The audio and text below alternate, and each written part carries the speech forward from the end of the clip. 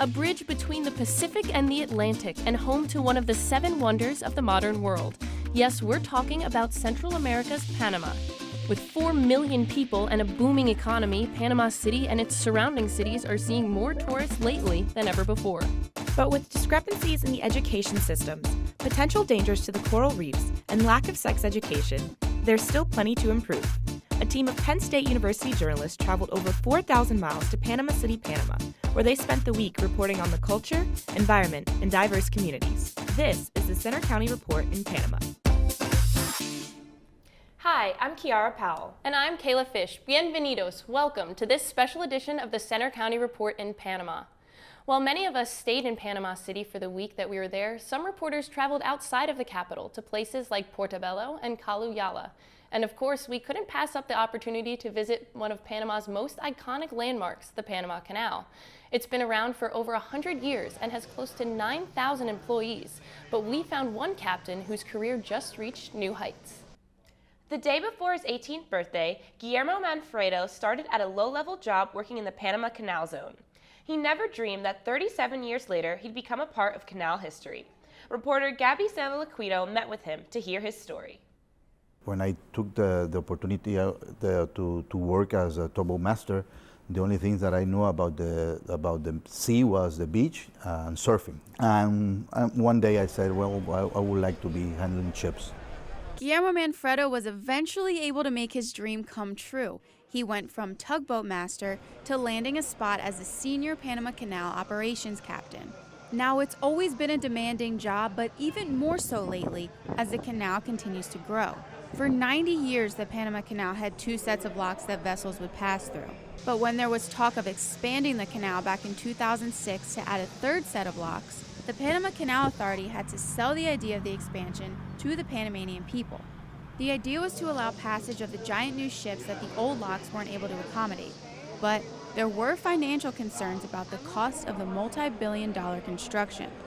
Manfredo, however, was among the 75% of Panamanians who voted yes, they were on board with the project.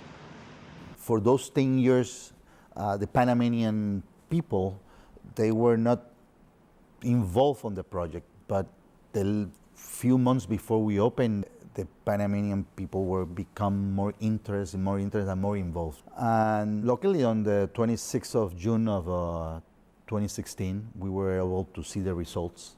Manfredo's work started at 4 a.m. on the Atlantic side that day, where he was in charge of boarding the very first ship that would go through the new Agua Clara locks.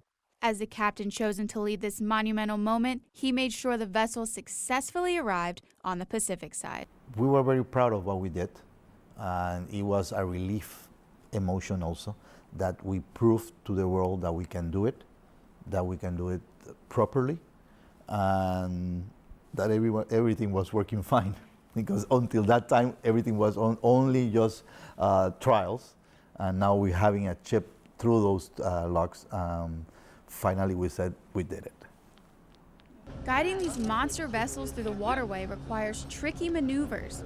The bulky ships can be damaged if they bang into the wall of the locks, and worse, they can crush the tugboats.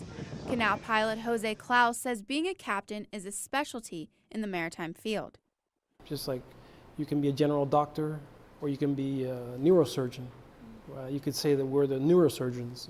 Ships from all over the world take the shortcut through Panama, and once a vessel reaches the canal, the Panama Canal captains are the ones who take over. On each end of the canal, there's pilots like Klaus who step to the helm. They take over the delicate navigation from the ship's captain and then later return the ship's command back to its captain once they reach the other side. The ship is usually in good shape with no problems, no damages, and all he wants is for me to hand that ship back to him on the other side with no problems. The most satisfying thing is that the captain at the end smiles and shakes my hand and says, "Thank you very much for a job well done." Out of everything that the Panama Canal has to offer, Guillermo says there's one thing that really makes it special. The people that work in the Panama Canal are having the Panama Canal in their heart. Panamanians have been fighting for having the canal for themselves, for the Panamanians. And now that we have them, We believe that this have to be an example of a company that runs honestly, openly, and probably that's the key for our success.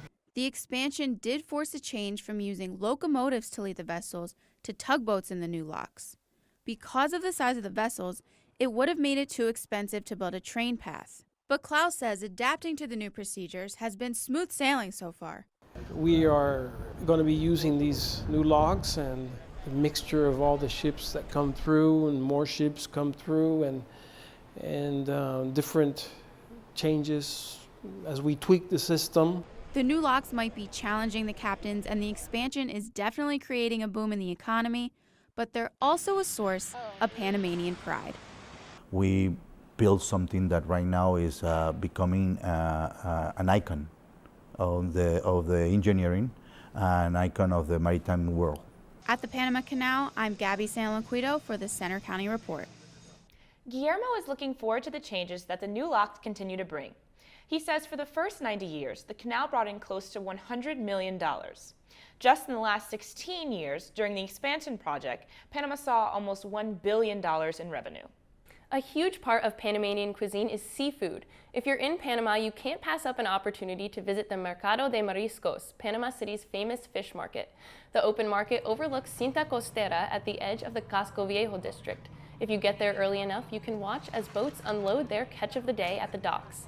At the restaurants, you can pick out any fresh fish or shellfish to eat while sitting in the sunshine. And a little disclaimer, it smells like fish, but after a while you get used to it. This is the perfect place to get ceviche and a cerveza. One of our photojournalists, Rachel Johannes, reported on the fish market as part of her story. We traveled there at 8 a.m. one morning to see the fishermen in their glory. Shrimp, crawfish, and trout are some of the species caught all along the coast of Panama. Most of the fishermen started working as early as age 4. It's common to work in the fishing industry as a family job following generations. The boats spend between 1 to 9 days at sea, where men will live, bathe, sleep, eat, and work. The fish market captures the locality of the food and the culture in Panama City. In an ancient indigenous language, the name Panama actually means abundance of fish, but the modern Panama might not be living up to that name as coral ecosystems are endangered. Reporter Amanda Schmidt explored coral off the coast of Panama to learn more. Panama's blazing sun, hot sandy beaches, and warm waters attract sun-seeking tourists each winter. But the pleasant sun that gives vacationers their tan is bleaching the coral reefs in these tropical waters. However, coral reefs on both the Caribbean and Pacific side of Panama have been undergoing changes. Rising ocean temperatures linked to climate change leads to coral bleaching events that threaten the health of these fragile ecosystems. Both commercial fishermen and ecotourism groups in Panama largely rely on coral ecosystems for their business. So small business owners are among the Panamanians sounding the alarm on dying reefs. Scuba Panama is run by father and son, Renee and Christian Gomez. Renee says he blames pollution and overfishing for the fading coral. It's very vital that we preserve the oceans, because if we don't have anything to show, if we have filth to show, nobody else is going to come back. People think that because they throw trash onto the rivers, that goes away. Well, it never goes away, it stays there. The tires, the refrigerators, the mattresses they throw into the rivers, all that is down there to be seen by the divers. Christian says he has witnessed the decline of the reefs over the last 20 years. They are no longer as colorful and don't attract as many fish. Christian hopes to reverse the decline. So we're trying to help the reef by growing on top of a shipwreck made of steel. They usually call them fish magnets because for some reason fish love a ship, a sunken ship, and that's what we're doing here. Although ecotourism groups such as Scuba Panama are trying to preserve the well-being and beauty of these reefs, these same activities are threatening the health of these coral. Or these activities may be, according to marine ecologist Dr. Andrew Altieri at the Smithsonian Tropical Research Institute in Panama. Altieri says that the reef degradation on the Caribbean side stems from global climate change. The damage to the Pacific reefs, however, is related to more localized causes, such as farm pollution, industrialization, and overfishing. Oceanic and Atmospheric Administration, NOAA.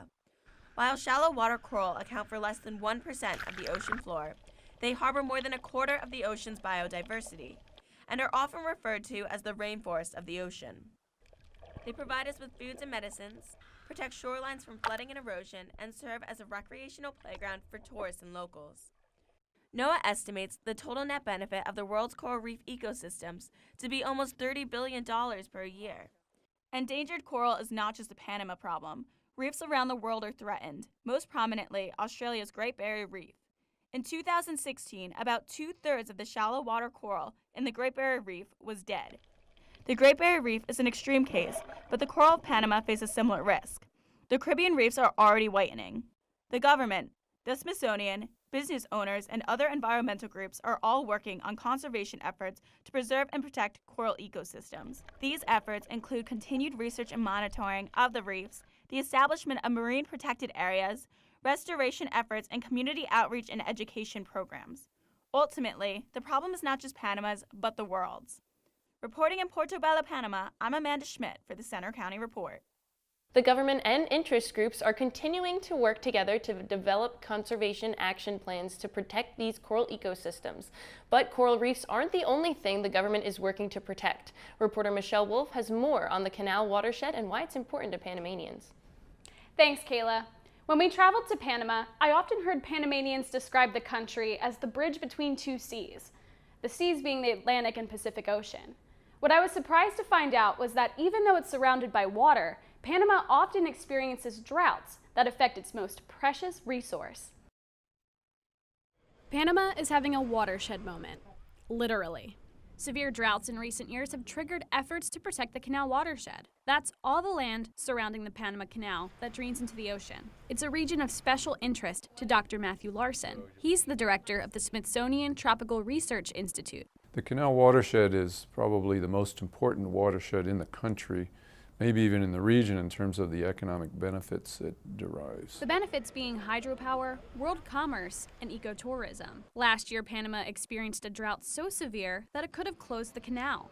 It might seem ironic that Panama has frequent droughts when 9 months out of the year are considered the rainy season, but that's the kind of havoc that El Niño causes. El Niño is a climate phenomenon that occurs when the ocean water temperatures across the eastern Pacific Ocean become warmer than they usually are, and that warmer water then causes disruptions in the wind flow. The changes in water temperature and wind direction then affect all of Central and South America, resulting in extreme drought, or in the case of La Niña, extreme flooding. Even so, we're talking about a lot of water in the canal watershed. Over 1,158 square miles of it.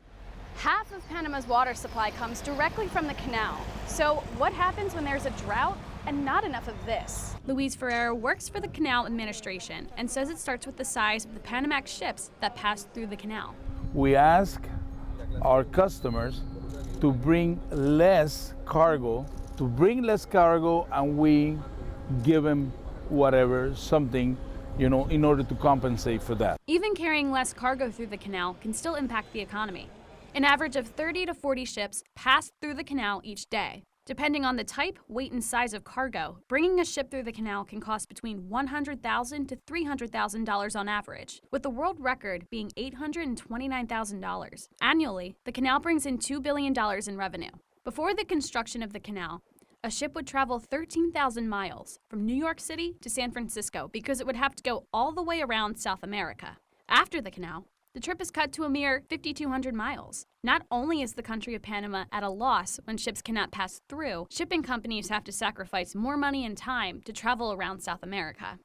Luis explains how the new locks, which opened last summer, are designed to conserve water and withstand droughts. Part of the components of building this new canal was to raise the lake level in 1.5 foot superficial area of the entire lake. And we have done that with the rain that we have had before we inaugurated this canal. In other words, the new canal uses less water and conserves it during the rainy season. As for water conservation in the daily lives of Panamanians, Try to make sure you turn off your water when you're brushing your teeth. Don't leave it running when you're washing dishes. All those little things that add up. You also impact hydroelectric energy, so they tend to reduce production of hydroelectricity. Schools get closed, businesses curtail their hours, so there's a wide range of effects of the drought. To offset this problem, the hydrologists at STRI believe that the answer lies in Panama's rainforest. Forest growth reduces CO2 in the atmosphere. CO2 is a global warming gas. So by absorbing some of that CO2 into forests, we also get a benefit of reducing CO2 levels in the atmosphere. It certainly helps reduce the impact of climate change. Whether it be restricting the weight of the ships traveling through the canal, citizens being less wasteful, or hydrologists studying the biodiverse forest, people throughout Panama are helping to protect what is arguably its most precious natural resource, water. Currently, Dr. Larson and his team of hydrologists at STRI are working to find ways to conserve water through reforestation. Back to you. Thanks, Michelle. In the United States, having freedom of speech is something that's often taken for granted. In Panama, a country that has spent years under military dictatorship, it's seen as a privilege. Coming up, we take a look at the change between then and now. Say the word Smithsonian to anyone and they'll likely think of Washington, D.C. But what many might not know is that the Smithsonian works far beyond the borders of the U.S. Reporter Alana Richardson has more on the museum's work. Thanks, Kayla. Panama became one of the world's most biodiverse countries after animals from North and South America mingled for the first time. Now the country is home to the Smithsonian Tropical Research Institute, where nothing is too big or small to matter. I had the chance to go to one of the islands where I got a glimpse into some of the research. The Panama Canal is known for its locks and the giant ships that pass through. But for scientists at STRI, the Smithsonian Tropical Research Institute, the canal is special for another reason, one that dates back more than a century. STRI is the largest bureau of the Smithsonian outside the United States. Its presence here in Panama is largely due to an island that formed when the Chartres River Valley was flooded during the building of the canal. Barro Colorado, or better known as BCI in Panama, is located in the middle of Lake Gatun, which is the largest man-made lake in Panama, and it is a vital part of the Panama Canal. BCI, along with 5 surrounding peninsulas, make up the Barro Colorado Nature Monument. 80% of the world's biodiversity lies within the tropics. Barro Colorado's virtually unscathed tropical forest makes the island one of the most studied places in the world. It's a magnet for researchers like Grace Davis. She's a STRI graduate fellow and a primatologist. Davis studies the monkeys that rattle the forest canopy and observes interactions between the different groups. I've seen some interesting behaviors with spider monkeys and howler monkeys. Spider monkeys don't really like howler monkeys. There was one time, this happened a couple weeks ago, where 4 adult spider monkeys cornered a tiny baby howler in a really high in a tree. And one of the adults grabbed the baby howler by the tail and swung it around and flung it off the tree into thin air. So competition is high over some of these fruit trees. And yeah, so interspecies interactions, really interesting. It happens a lot, actually. Davis says it can be challenging to follow multiple groups of monkeys on the island, so she tracks them electronically. I use radio telemetry systems, so several of my monkeys actually have collars that transmit a radio signal, just like you would use in your car. We have a little radio that we type in the number of the radio system, and it gives us a little beeping sound whenever we get close to the monkeys. But monkeys aren't the only primates she learns from. Davis says a large part of what makes BCI so distinct is the opportunity to learn from other researchers. I'm surrounded by people that are also really passionate about the spirit of discovery. You know, they love doing what they do. So that's been a great resource, you know, knowing all these people, a great network of people to learn from. BCI scientific coordinator Oris Acevedo has been here for 25 years. She says there's no doubt that the long-term findings of scientists are what makes BCI different than other tropical institutes. Yet the most important part may be the discussions scientists share over a meal. People come with one idea of doing something, but here in this dining hall, many new ideas come up. Acevedo helps facilitate research on the island and ensures researchers are aware of regulations that protect wildlife. Take leafcutter ants, for instance. There are so few colonies on the island that scientists aren't allowed to collect them. We are in a situation where we still can do good things about rescuing it, yeah? If we are smart enough to keep the forest. The director of STRI, Dr. Matthew Larson, also knows how much is at stake. Climate change, population pressure, urban expansion are all putting pressure on these vital and important environments. And we may be losing our ability to understand some of the values and benefits that we hope to someday obtain from these environments as we understand them more completely in the future. As a world leader in research, STRI's mission is to continue to discover and share its findings. And sometimes, new discoveries come about when we're not necessarily looking.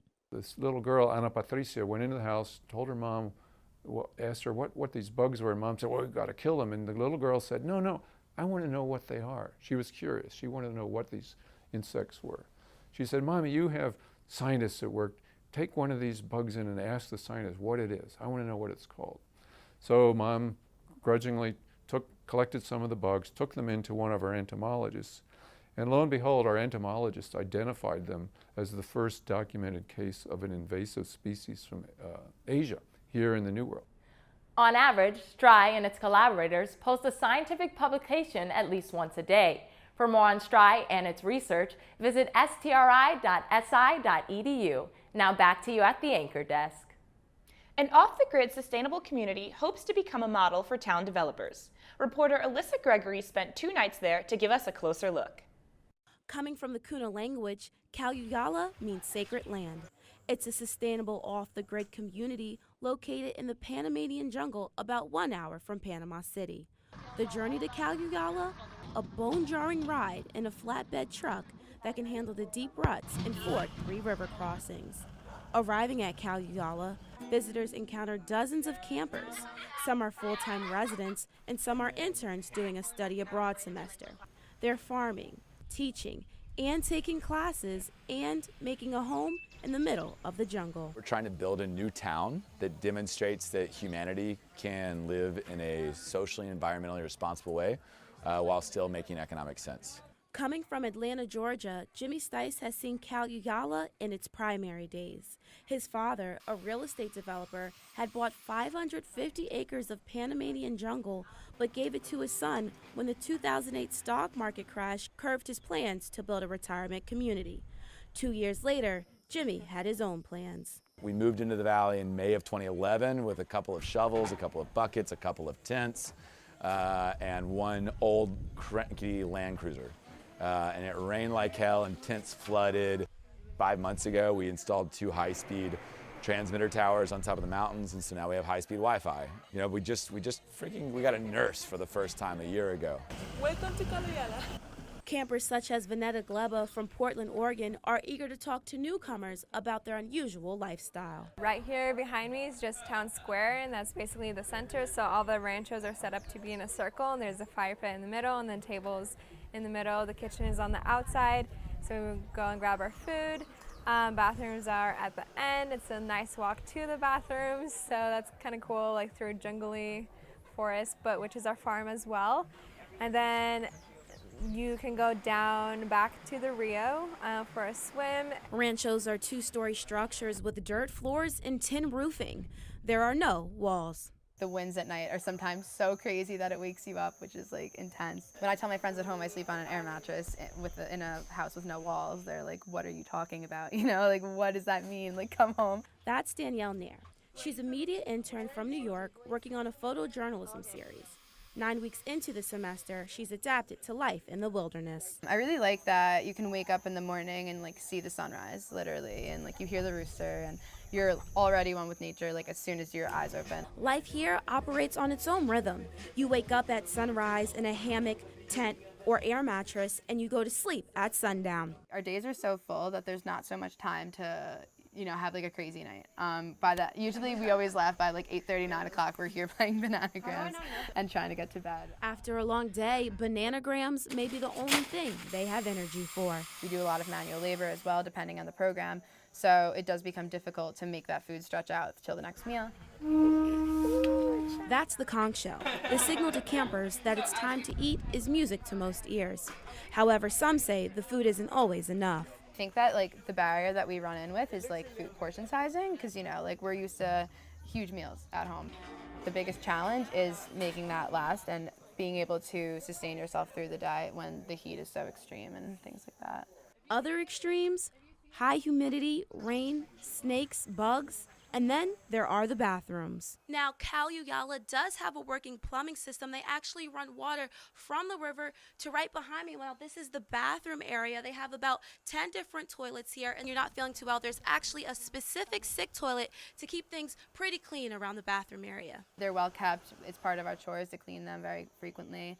And the showers too are fine. To create a sense of organization, chores are assigned on a rotating schedule. It keeps this place running, and if the chores aren't done, then this place starts to get pretty really fast. Between chores, interns fit in classwork. We have a research institute driven by students who come down in a variety of disciplines, from biology to agriculture to culinary to business, to research how would we create these socially and environmentally responsible systems. We've been focused on building a tiny home this semester, so we'll build or we'll draw. Once built, tiny homes will serve as a more comfortable living space for residents.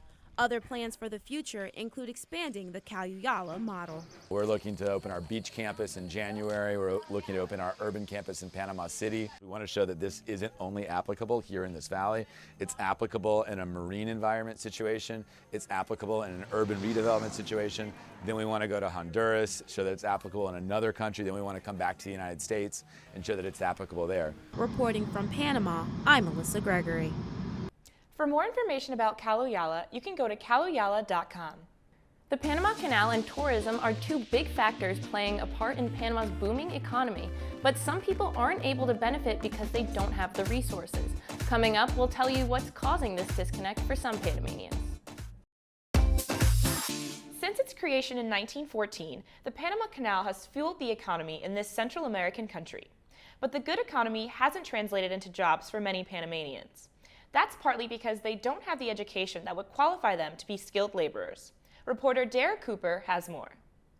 Panama's education has been called one of the worst in the world.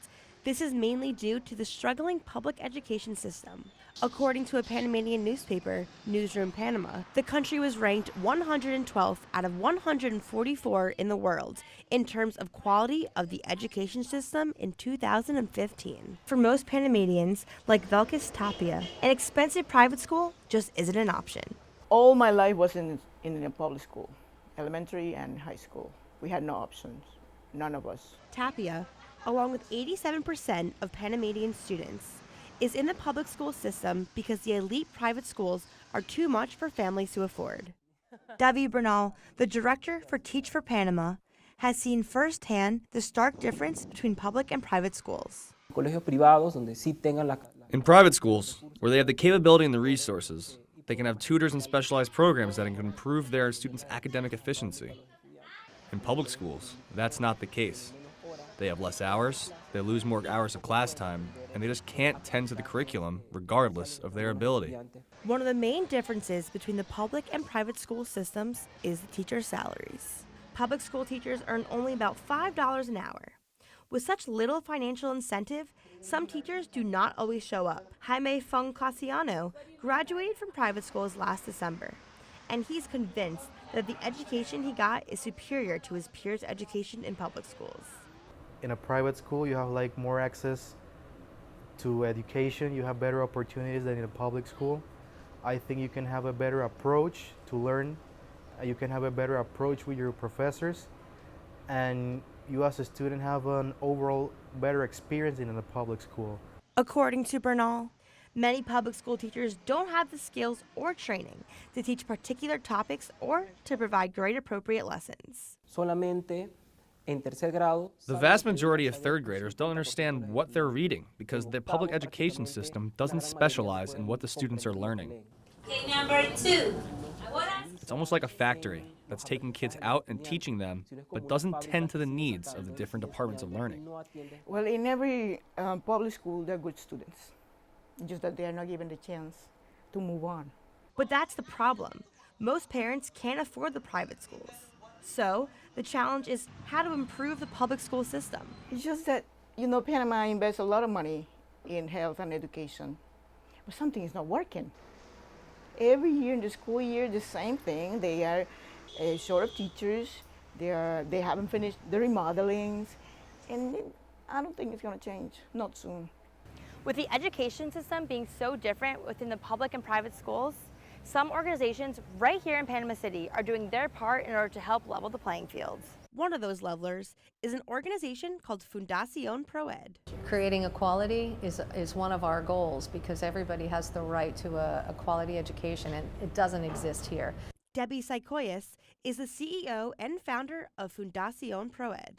In 2007, she created this program to help train teachers in a proper way to teach students. We have like 16 teachers' unions here in this small little nation, and they dominate any kind of progress that we try to create in our schools. So we thought rather than fighting and swimming upstream against the unions, we'll just get new teachers who are recently graduated, and we'll provide them with all kinds of good things that are needed for efficiency and effectiveness in the classroom. Who's first in the book? Who's first? The program provides these teachers with the proper instruction and techniques so that they can take these skills back to the classroom. Our goal is to create a new generation of teachers. Another project that aims to improve education is underway at the Instituto Cultural. Director Nivea Castrillon is following in the footsteps of her mother, who opened the school 57 years ago. She believed that each kid was valuable, that you have to make kids feel happy and feel that they are empowered to do whatever they want to do. This school has 800 students and requires all students to speak English at all times. My favorite part of the school is that we have excellent teachers. When we do not understand, they come to explain us so very good, and we could make best friends forever. They don't come to study here because they are poor. They come to study here because they're smart and they deserve an opportunity. This makes a dramatic change in their lives. Instituto Cultural identifies students with academic potential, but whose families cannot afford private school. Castrillon says that the graduates of the school are the best proof of the difference a good education can make. I have right now doctors, dentists, great managers, great engineers who have had the opportunity to begin a different life because they got a scholarship here. And it makes a whole world of a difference. In Panama City, Panama, I'm Dara Cooper for the Center County Report. Effective this coming July, the government has agreed to pay public school teachers an additional $300 a month. Even though the Panamanian government is making improvements within the education system, there are still some important topics that are not part of the curriculum. Lack of sexual education for Panamanian students has contributed to a high number of teenage pregnancies, and the number only continues to grow. Paige Warner looks at the challenge of controlling teenage pregnancies in a largely conservative country. In January of this year, a baby was born to a teenage mother in Panama every 56 minutes. One factor in that high birth rate is that Panamanian students do not receive any form of sexual education in the classroom. Jesus Alamencia, a director at the Asociación Panameña para el Planeamiento de la Familia, says the majority of Panamanians believe it's a topic to be discussed at home, not school. The churches believe that the topic of sex education is the parents' job because it's a family topic. It shouldn't be a school subject. Practically, it denies the responsibility of the educational system and the health system because it's too political to talk about with young kids. But the number of teen pregnancies in Panama continues to rise, suggesting that parents are also avoiding these delicate conversations about sex. According to the Panamanian Ministry of Health, 1 in 5 pregnant women is between the ages of 10 and 19. In 2016, the number of teen pregnancies in Panama was more than 11,000, which is an increase of more than 300 compared to 2015. 18-year-old Natasha Pacheco says she had a lot of questions about sex, but wasn't able to find the answers at home or at school. My mom never really talked to me about the subject of sexuality, but it was always something that captured my curiosity. Pacheco also says that Panamanian culture conveys mixed messages about relationships and sexuality. In Panama, the subject is very marked by religion, and what religion tells you is to practice abstinence. Stay abstinent, and when you get married, you'll get there. The question is, why is it that on television and music and in everything else, they don't talk about virginity? They talk about the opposite. Vice Director for Academic Affairs at Florida State University, Alexandra Onifanti, says because of the taboo surrounding teen pregnancy, many young mothers will drop out of school. Without the proper education, it creates a cycle of poverty for the future. What happens to those girls, 14, 15-year-olds that are pregnant and stop going to school, then they hardly ever go back to school. In 2014, a lawmaker proposed Bill 61, a law that would mandate sexual education in schools. But the bill faces opposition from those who believe the government should mind its own business. One opponent is Roderick Burgos. He is an advisor and family support counselor at Foundation Vision, a medical clinic that provides services to lower and middle class families. He says that discussions about sex should be a family matter. There are no perfect families, but there is a huge population that believes in the family and that are conscious about their responsibility. Burgos also says that the law doesn't address the real issue, sexual abuse. According to the Panamanian Ministry of Health, in 7 out of 10 teenage pregnancies, the man is over the age of 20. That is illegal in Panama. Even though Bill 61 has a long way to go before it might get passed, this clinic is doing everything they can to help young mothers. Here at the Asociación Panameña para el Planeamiento de la Familia, people have access to family planning, along with other services including gynecology, urology, psychology, and pediatrics. The clinic also reaches out to teen mothers specifically.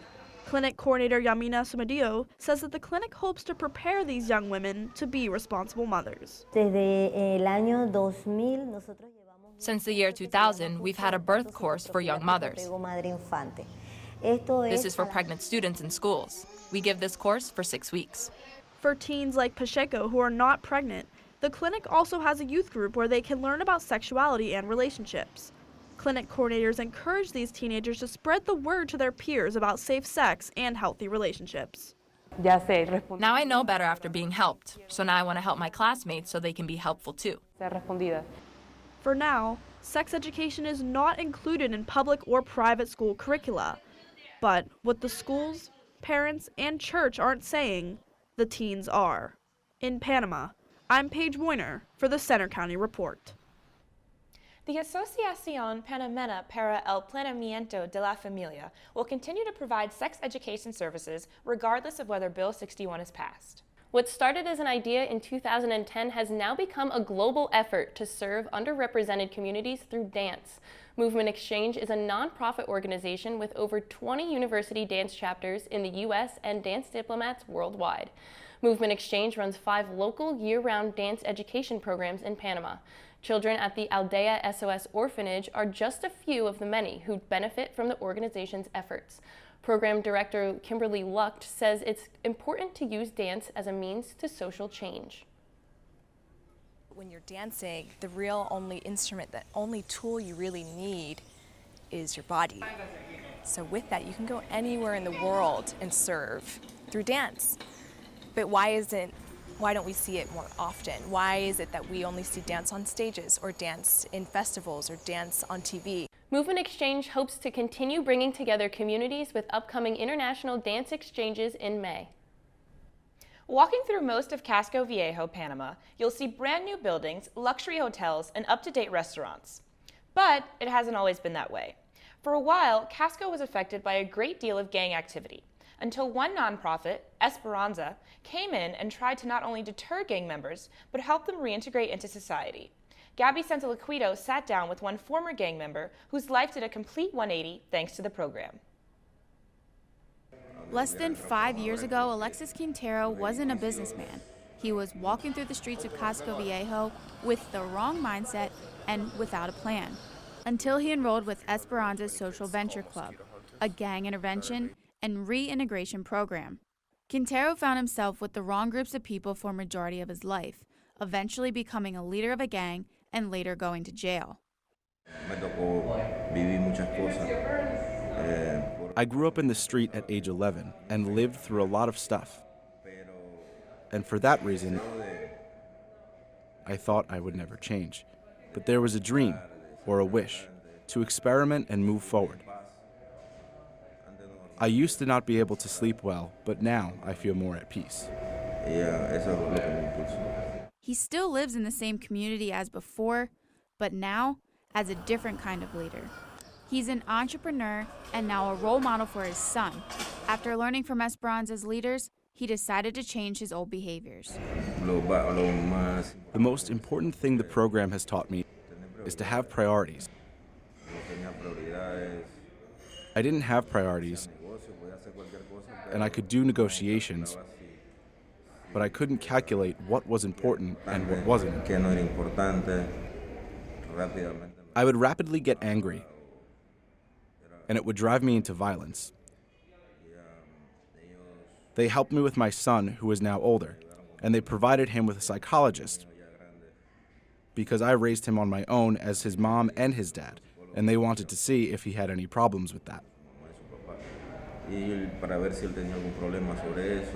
Casco Viejo has improved over the past few years and become more of a tourist city as the gang activity started diminishing thanks to the work of Esperanza. But unfortunately, there's still plenty of people throughout Casco who Esperanza just hasn't been able to reach. If you really want to change, you're going to change if you want to. But they don't have a security that they're going to take care of you. But they're not going to take you to a place and make you change. In Casco Viejo, Panama, I'm Gabby Santalaquido for the Center County Report. Alexis Quintero says he'll always be thankful for what Esperanza has done for him. He's also been a frequent volunteer for the program and is willing to work with new members who are trying to take a page from his book. One of our photojournalists on the trip spent the week with one woman who's working to give back to her community. Hear her story and more after the break. Welcome back. I'm Melissa Gregory here with senior photojournalist Jackie Friedman. Jackie is the photographer of a photojournalism story highlighting expatriates, people living out of their native country. During her stay in Panama, Jackie followed around Roz Battelle. Roz is the owner of a consignment shop.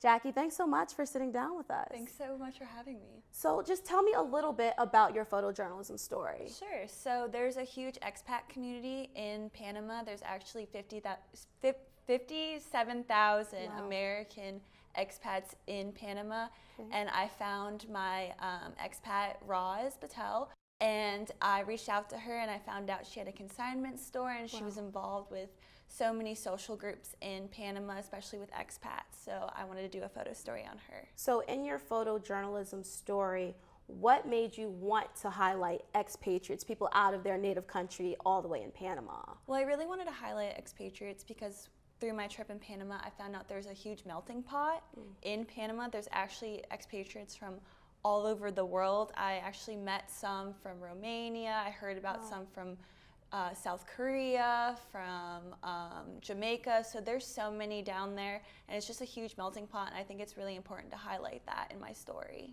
And a little bit about Roz. It seems like you were under her wing for a majority of the time while you were doing your story. What was it like following her around to really capture the story? It was really great. Like, I really got to know her really well. I felt like I'd known her for years beforehand because she's like a nice mother and was nurturing to me, and we had a lot of fun times during Panama. So I'm really glad she took me under her wing. So fun times, what did you guys usually do so you could, capture the moment? Right, like I would go to her store like in the morning because that's usually the time she would visit her store. And then at night she would have socials with her expats or, people from the American Society of Panama. And we would drive around and stuff. She actually got pulled over by a cop for speeding. So that was interesting, but we had a lot of laughs and such. And what were these socials like? And you got photos of the socials? Yes. So take me, because I haven't seen the photos yet. I'm super excited to look at them. But what were the socials like? What was the visual? It was mostly like meet and greet, so people would, go drink wine and then just kind of mingle around with each other. But Roz actually knew everyone at every social, so she kind of would introduce me to everyone that was there. So she was kind of like the figure of all the socials. Okay, now as a photographer, what were you trying to capture really in your photos? Were you trying to capture emotion? What was it that made your story? I was trying to capture emotion, and I was just honestly trying to capture Roz's story because she has such an interesting life, and I wanted to incorporate that into my photo story and make it visual. Well, the pictures look very beautiful, and thanks so much for sitting down with us. Thanks so much. Now up next, we have Matt Martell, who's going to tell us about his experience about investigating why Panamanian baseball has been in decline. Thanks, Alyssa. Baseball was once a cultural cornerstone of Panama. The country has produced two of the best players in Major League Baseball history, Mariano Rivera and Hall of Famer Rod Carew, as well as All-Stars Manny Sanguillen and Carlos Lee. Recently, however, the game has struggled to develop the big league talent it once did. So I set out to learn just how much baseball was declining in Panama and understand why the country's most popular sport was losing its hold on the isthmus. I spent a morning at a baseball field in Juan Diaz, Panama, a suburb of Panama City, watching some of the best teenage players practice at a baseball academy. I talked with several of those players, including one who was just selected by the Colorado Rockies in the MLB International Draft, about their professional baseball aspirations. I also spoke with MLB scouts, baseball reporters, both in Panama and in the U.S., prospective players, coaches, and even Manny Sanguillen, to see what they think about this decline and the overall baseball culture in the country. They all pointed to the economic status of Panama, which is among the strongest in Latin America, as the main reason for the decline. Baseball in Panama is viewed more as recreational than it is in other Latin American countries like Venezuela, Cuba, and the Dominican Republic. In those other countries, baseball is considered the ticket for a better life. As Panama's economy has grown, the emphasis on playing professional baseball has waned. On a personal level, I got to connect with these kids when I played with them. The first pitch of batting practice, I saw a kid hit a 330-foot home run. It was pretty incredible. Thanks, and back to you guys at the anchor desk. Historically, international reporting has been a course that only supported 3 types of stories: broadcast, print, and photography. However, this spring, I broke that tradition by producing International Reporting's first ever podcast. My task was to create a 6-episode podcast documenting the class experience before, during, and after our trip to Panama. Because no one had ever done this before, I had no rules to follow. Initially, this made things daunting because I had no idea where to start. For example, how do you capture the experience of a group of student journalists going to a foreign country with just sound? I couldn't show people a woman using a machete in the Panamanian jungle to cut down fruit, but I could play the sound of the blade hitting the branches and have that woman explain what she's doing. Having to figure out logistics like that turned out to be an advantage, as I was able to make the project completely my own. By doing a story comprised of bits and pieces of everyone else's stories, I got so much more out of this experience than I could have ever imagined. It's not often that a journalism student gets to interview someone comparable to Ben Franklin. As a part of this trip, I had the opportunity to speak to Roberto Eisenman, who founded an independent newspaper under a dictator and feared for his life during most of it. Through his story, I gained insight into how the press and the government interact in Panama. On a sunny March day, Panamanians picked up a copy of their favorite daily newspaper. But that morning, readers found a black section inside every single copy. Freedom of expression, freedom of speech, they are a very important core right. These showed a sign of solidarity among the publications. Es un derecho fundamental. It's a basic right for all human beings. The power to express yourself, the power to freely say what you want. Panamanians know too well what it's like to be censored after the country spent decades under a dictator. But free speech advocates say the work isn't over yet. I doubt there's any other country where all of these people are sitting around the same table, around that very basic principle. Roberto Eisenman ought to know. A businessman and founder of La Prensa, he has been referred to as the Benjamin Franklin of his country. He opposed General Omar Torrijos, who sent him into exile. Eisenman spent a handful of years in the United States, speaking out against Panama's government corruption. When he finally returned to Panama, he decided to act. What can I do now that I arrive in Panama to further the cause of democracy? I can't just go back to business as usual. And the idea that came into my head was a free press. La Prensa had no single owner. We created the paper during the dictatorship, and that was a way we found to protect the project. From the beginning, La Prensa's path was a rocky one. We were going to come out swinging so that they knew exactly what kind of newspaper we were going to be. General Manuel Noriega, who succeeded Torrijos, censored anyone who opposed him, but journalists in Panama still found ways to publish stories critical of the dictator. They even went so far as to put their stories in the classified section of the newspaper, where the censors wouldn't look for them. In 1986, La Prensa was the sole media critiquing Noriega. They lit into us as if they were talking to little children. You know, we're not going to stand for this any longer, and so forth and so on. You guys have to start, you know, exercising responsible journalism. You know, we said, okay, tomorrow's editorial, the title will be, You have the power to close us, but you don't have the power to silence us. You know, you're not completely fearless, so you're always measuring the effect of what you're doing. La Prensa was shut down by the military in 1988 and reopened in 1990 after the United States invaded Panama and removed Noriega from power. La Prensa immediately took over its legitimate role of being a critic of all government policy that was to be criticized. When Noriega was removed from power, the freedom of the speech and freedom of the press continued in Panama. Even though there's no dictator today, the relationship between the press and the government is still a little tense sometimes. The relation is not like what it might be. It's not as open, not like it might be in a true democratic state.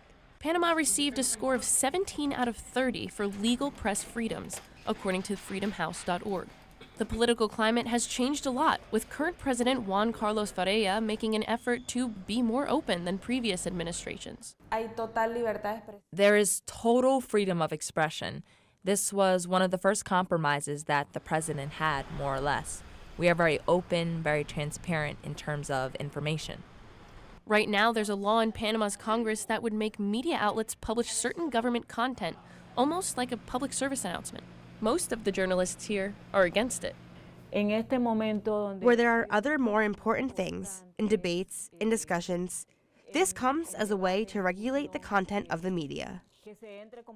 Those like Eisenman who lived through the tough times of the dictatorship say they learned a lesson back then. But we understand that in this moment, not only for the Panamanians, but also for the whole world, the importance of the freedom of expression, freedom of speech is very, very heavy. Now, although Eisenman no longer works for La Prensa, he still writes op-eds and is very active on his Twitter page.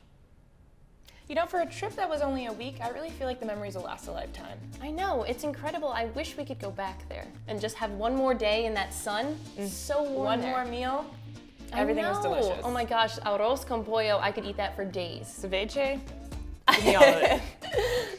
That's all for this special Center County report in Panama. For more on this trip, you can visit our website, commedia.psu.edu, and click on the Panama tab to see all of our stories. A special thanks to Penn State University, the College of Communications, and our generous donors for making this amazing trip possible.